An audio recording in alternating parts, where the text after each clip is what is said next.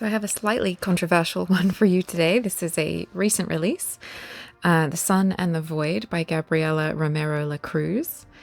So this one's a debut novel from a Venezuelan author. And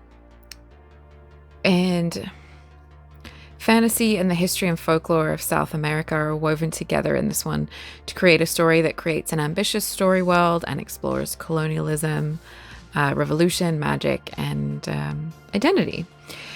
In this story, our main characters are Reina and Eva, who are both black sheep in their family because they're mixed race and they long to belong somewhere and to be able to embrace their true selves in a world that rejects them and families that reject them. The races in this world are strongly marked as different by obvious physical differences, like tails, for example. Both girls slowly embrace their magic, even though it's forbidden, and their journey walks a dangerous path. That's kind of the plot is sort of long and a little bit complex. So that was kind of my best summary there. So I love the idea of a fantasy novel that has South American lore, an own voice, and of course the cover art of this book is very lush and looks beautiful and inviting. So I was interested to read this book. The story here has a very strong, very obvious message and thinly veiled ideals to explore, which isn't a problem. It's just that it can be kind of obvious and heavy-handed rather than compelling. The book is very keen on telling you all about the world building, which makes it very exposition heavy.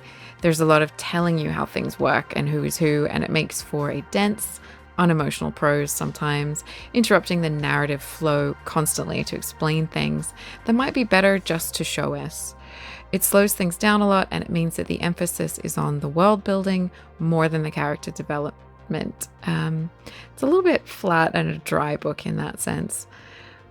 The idea of how that world works and looks and all of that is very creative and detailed, and it's good, but it's all described in so much detail that it doesn't feel like we're exploring the world, just sort of having it told at us like a geography class.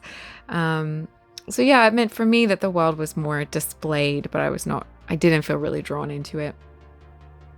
So into this mix, we have two lead characters who felt flat for me. I felt like they were quite simple and a bit naive or helpless sometimes in a way that made them not fun to spend time with. So overall, while I like the author's creativity and passion for her world, and I can see what she was aiming for, it feels like a deeper edit might have tightened up some of the plotting and ideas and just made the whole book a bit more effective and more entertaining. There was a bit of controversy around this book. So some people had quite a strong reaction to it, which I thought I would be, sort of irresponsible or remiss not to mention. Firstly, the book has been accused of being racist, with Indigenous populations in the book being portrayed as monstrous. Some people felt really put off by this, while others felt that this was used more to represent racism or colonialism, not to promote or add to it, that it was more about the author's own lived experience.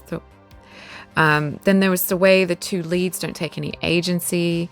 For me, that was a problem of the book, but some people pointed out that this might be intentional by the author to show that in their lives and in that place, they have no agency, and therefore they cannot take on that agency or that kind of thing for themselves, which is an interesting point.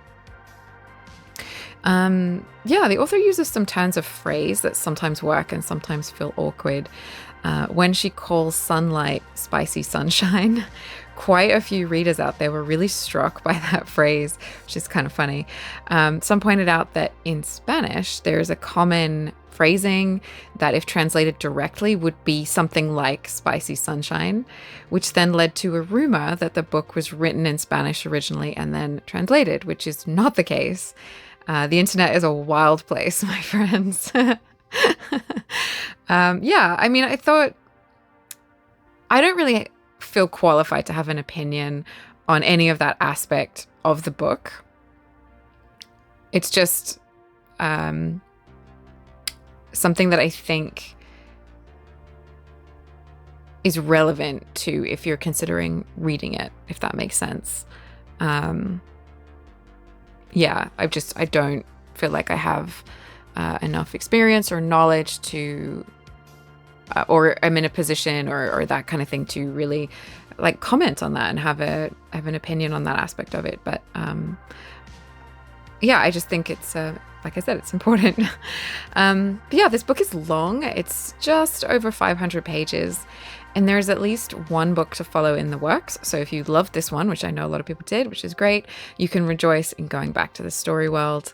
The book also contains character illustrations, which I liked. They felt a little bit surplus to requirements, honestly, since the book isn't illustrated all the way through or evenly through, but just in some places. There are beautiful drawings. I kind of love drawings in a book or illustrations, especially fantasy. I think it's a lovely addition. There's a map at the front of the book as well, which is fun.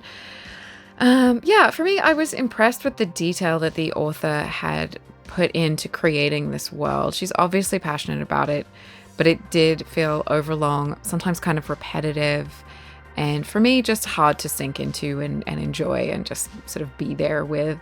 Yeah, my personal opinion, I think it needed another edit. And yeah. Oh, also a final warning. There are babies being killed in this book. So take that as a trigger warning, because some people, and I mean, it is an upsetting thing to read about. So that's not for everybody. Yeah, so this one is for you if you like fantasy, YA fantasy, detailed story worlds. If you felt like you really sank into this world, you've got a nice long book to enjoy it.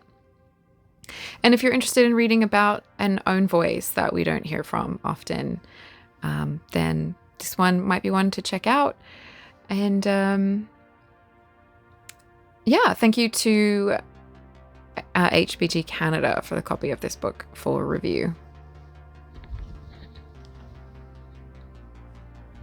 You can check out some of my other videos. I also have another channel and socials, so you can find links below if you want more of that.